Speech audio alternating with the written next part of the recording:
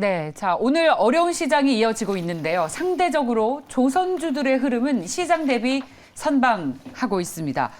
오늘 새벽에 나온 가장 큰 소식이죠. 현대중공업과 대우조선해양 합병이 불발됐는데 시장에서는 이 합병 불발을 반기고 있는 것일까요? 오히려 원하고 있었던 것입니까? 조선주는 주식시장에서 왜 상승세를 이어가고 있는 것일까요? 자, 오늘 결정적 투자에서 답을 찾아봅니다. DB금융의 김진만 팀장 나오셨습니다. 어서 오십시오, 팀장님. 네, 안녕하세요. 네. 3년 전부터 취재해온 건데 정말 세월이 무색합니다. 네, 19년도에 했더라고요. 네, 맞습니다. 19년 3월에. 네. 안타까운데, 근데 주식시장에서는 왜 오르고 있는지 분석하기 이전에 먼저 혹시 뉴스를 다시 한번 점검하실 분들을 위해서 왜 이 합병이 불발됐는지, 왜 이런 결정이 나오게 됐는지 내용부터 좀 정리해 주시죠. 아무래도 이제 이후에 이제 보통 이제 글로벌 업체들 중에서 이때 예를 들어 뭐 LNG라든지 최근에 이제 하이닉스의 인수 이야기를 뭐 중국 쪽에서 승인을 하면서 결론에 승인이 났는데 글로벌적으로 조금 이제 유통량, 조금 독과점 문제가 될 수 있는 것 같은 섹터에 대해서는 이제 각 나라별로 승인을 받게 되는데 그 부분에 있어서 일단은 EU 쪽에서 거부를 했습니다. 결국 이제 승인 거부를 함으로써 이제 인수는 무산이 됐는데 아무래도 EU 쪽 그 이제 자체적으로 워낙 이제 많은 LNG 업체를 갖고 있기 때문에 독과점 우려가 있다라는 그런 판단하에 일단은 그 부분에 대해서 불허했습니다. 그래서 이 부분이 끝내 무산이 돼서 좀 안타깝긴 하지만 지금 생각보다 주가의 흐름은 그렇게 크게 나타나지 않고 있고 오히려 양봉을 뜨고 있는 기업들도 굉장히 많다라고 보시면 좋을 것 같습니다. 그러니까 이거잖아요. 관계사들이 있어요. 관계사들이 소속된 국가에서 만장일치를 해야 합병 결정이 되는 건데 네.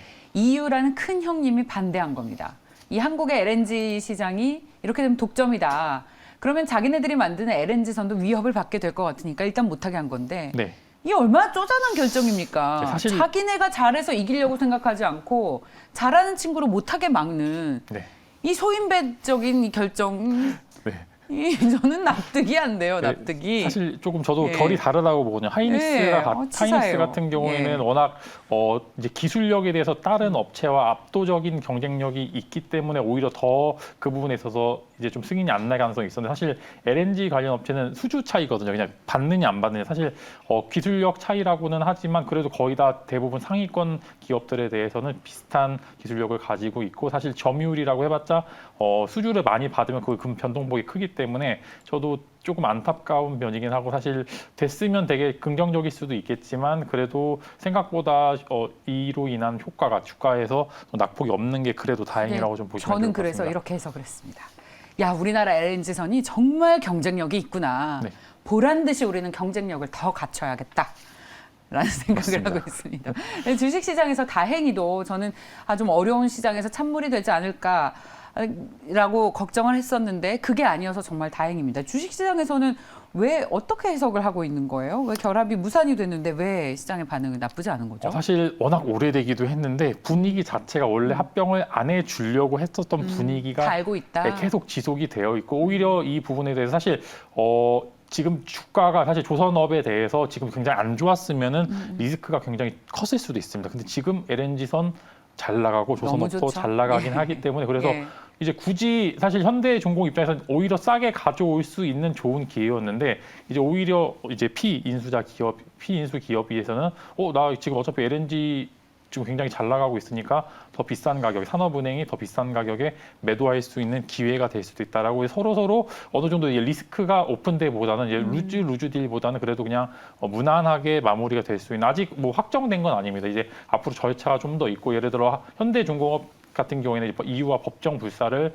법정에서 좀 보자고 이제 이야기를 하는 것 같고 산업은행 측에서는 지금 이제 플랜 A가 조금 이제 무너졌지만 B, C 등 여러 가지 플랜이 다 존재를 하고 있다. 즉 뭐 현대중공업만이더라도 채권단 입장에서는 다른 곳에 매각을 충분히 할 수 있을 가능성이 크다라고 좀 보시면 좋을 것 같아요. 사실 다른 데 인수를 하더라도 시간적 여유가 조금 없는 편이기 때문에 또 만약에 또 빅사이클이 또 떨어지게 될 거면은 다시 한번 좋지 않은 결과가 있을 수도 있어서 사실 변동폭이 커질 수 있는 일부 원인이라고는 말씀을 드릴 수 있을 것 같습니다.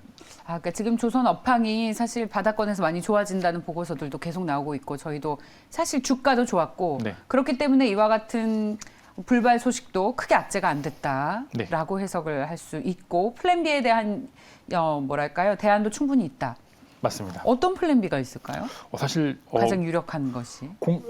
타 인수 현대중공업뿐만 아니라 다른 곳들에서 충분히 이제 글로벌 업체도 되어 있고 아무래도 인수할 수 있는 기업들은 굉장히 많은 상황인데 전체적으로 사실 BC를 제가 알 수는 없겠지만 사실 그렇죠. 방법도 여러 가지 있겠죠. 예. 이제 현대중공업 같은 경우는 되게 이 기업을 인수하려고 중간지주사까지 만들면서 굉장히 되게 복잡한 셈법을 좀 계산에 두드렸기 때문에 사실 저는 끝까지 법정까지 가서 웬만하면 이제 회사를 인수하려고 노력을 할 것이고 산업은행 입장에서는 지금 현대중공업은 일단은 현대중공업 측에서 해야 될 문제이고 BC 다른 이제 플랜을 해서 정말 이제 법원에서 안 된다고 결론이 나게 될 경우에는 타 이제 업체 인수 혹은 이제 다른 이제 유수의 기업들이 인수할 수 있는 가능성은 충분히 열려 있다. 그만큼 점유율도 그렇고 경쟁력도 일부 가지고 있다라고 보시면 좋을 것 같습니다. 그렇다면 그 인수 호재는 계속 남아 있다고 생각하고 주식을 봐도 되는지와 같은 질문은 사실 의미가 좀 없는 것 같습니다. 그렇죠? 네, 아니 사실 시간이 이게 바로바로 진행이 되는 게 아니라 아니니까요. 절차가 워낙 길기 때문에 그 부분에 있어서 조금 리스크가 더 그 사이에 나올 수가 있다. 조선업 같은 경우는 아시다시피 빅사이클이라고도 다 이야기하지만 예. 그만큼 시장 변동이 급하게 일어날 수 있는 기업이기 때문에 또 1, 2년 시간이 지났을 때 과연 지금의 호황기를 같이 누리고 있을까라는 질문에는 사실 딱 잘라서 말씀을 드릴 수는 없는 상황이라고 이제 아시고 계시면 좋을 것 같습니다. 네. 이 합병 소식은 일단 당분간은 주식시장에서 어떤 재료는 네. 다 소멸이 좀 됐다. 네. 라고 보시는 게 맞겠네요. 네, 오히려 또 다른 좋은 기업들이 오게 될 경우에는 더 긍정적인 효과가 있을 수도 있고 인수 대금 자체도 사실 지금 현대 이제 대우조선해양은 재무제표가 정말 안 좋습니다. 아직도 그렇죠. 굉장히 안 좋은 그럴 수밖에 상황에서 없겠죠. 예. 이제 이런 자금 유입을 통해서 재무제표를 조금 올릴 수 있는 그런 상황이어야 되는데 이 부분이 불발된 게 조금 리스크긴 하지만 그래도 더 좋은 기업들에게 더 좋은 가격으로 받을 수 있다는 그런 긍정적인 시너지도 조금 있을 수 있으니까 그래서 좀 멀리 보시는 분들께서는 조금 더 이런 이제 역사적 사실이라든지 앞으로의 LNG 전망 같은 걸 한번 공부를 해보시는 것도 좋을 것 같습니다. 이 조선 기자재 주식들은 오늘 쭉 보니까 상대적으로는 흐름이 좋습니다. 네. 어떤 이유가 있는 것인가요? 관련 있게 오르는 거예요? 리스크가 훨씬 덜합니다. 지금 보시면은 이제 오히려 합병이 무산돼서? 그 부분이 아니라 그러니까 상대적으로 2차 전지 좀 보시면 좋을 것 같은데 배터리 셀 업체는 계속 주가는 하락하는데 그래도 배터리 소재 업체는 계속 올라갑니다. 왜 그러냐면은 상대적으로 오픈되어 있는 리스크는 셀 업체 즉 완성할 수 있는 기업들이 다 가져가는 반면에 그 안에 있는 소재 기업들 혹은 부품주들 같은 경우에는 상대적으로 어차피 LNG 선은 받은 수주도 굉장히 많고 전체적으로 파이로 느는 상황에서 부품은 무조건 들어갈 수밖에 없는 상황입니다. 근데 철강 가격이라든지 기타 시황 같은 경우 부품주들이 받을 수 있는 리스크는 덜하고 받을 수 있는 좀 긍정적인 수주는 계속적으로 이어질 수 있는 그런 상황이기 때문에 상대적으로 조선주 대비해서 지금 현재 조선 부품주들의 흐름은 계속적으로 좋아지고 있는 상황이 맞는 거고 앞서도 그 부분에 대해서 타당하다고 좀 보고 있습니다. 그럼 조선주는 따로 놓고 좀 지금 투자할 만한 매력이 있다고 보세요?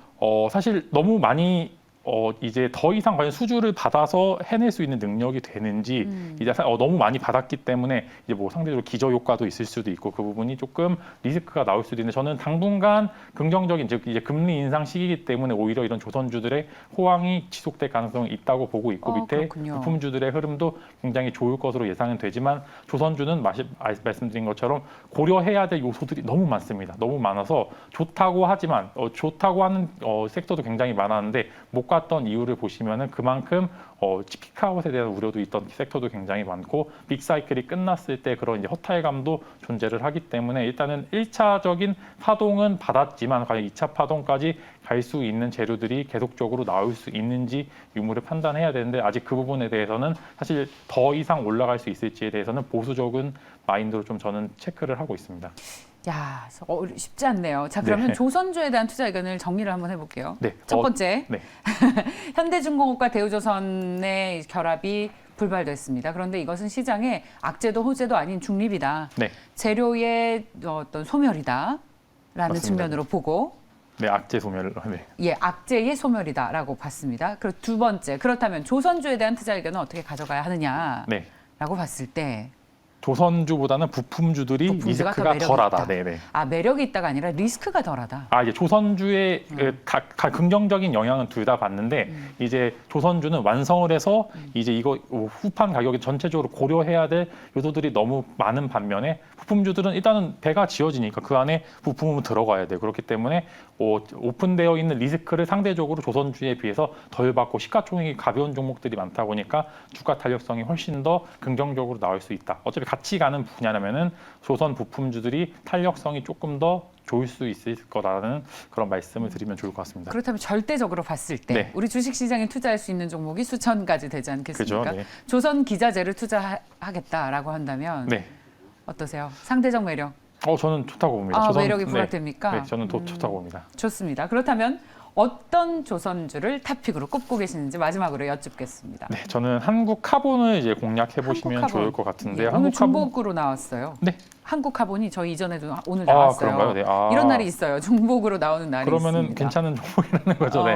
예. 일단은 한국카본 같은 경우에는 LNG 선에 들어가는 본행제를 납품하는 기업으로 이제 보통 동성화인텍이랑 같이 엮여져 있는데 저는 단순 조선 섹터뿐만 아니라 가지고 있는 지금 첨단 소재 쪽에 밸류에이션도 같이 두고 있어서 조선주도 성장하고 그다음에 다른 부수적인 사업도 성공을 하는 상황이기 때문에 저는 긍정적으로 보고 있고 아무래도 이제 LNG 선이 당연히 많이 들어가게 되면 그 안에 들어가는 본행제 납품 계약도 지속적으로 늘 수 있고 거기 추가적으로 탄소 섬유 관련주도 지금 굉장히 핫하고 있는데 탄소 섬유 쓰임새 굉장히 커지고 있는 상황이기 때문에 두 가지 포인트로 같이 접근이 가능하다라는 말씀을 드릴 수 있을 것 같고 전체적으로 차트도 바닥에서 잘 올라오는 상황에서 이제 고점을 노릴 수 있을 만한 자리까지 온 상황이기 때문에 만약 조선주의 긍정적인 흐름 거기 추가적으로 탄소 섬유 관련 긍정적인 이슈가 계속적으로 이어진다면 한국카본 같은 경우에는 당분간 좋은 시세를 계속적으로 이어가지 않을까라는 말씀을 드릴 수 있을 것 같습니다. 네, 좋습니다. 자, 한국카본까지 살펴봤습니다. 상대적으로 업황에서 자유롭고 그리고 업황이 만약에 움직인다 하더라도 이런 부품이나 소재는 계속 쓰일 수밖에 없기 때문에 네. 그런 측면에서 계속 기자재주들 특히 한국카본에 오늘 주목을 하신 것으로 제가 정리를 해드립니다. 자, 결정적 투자 DB금융의 김진만 팀장 함께했습니다. 고맙습니다, 팀장님. 네, 감사합니다.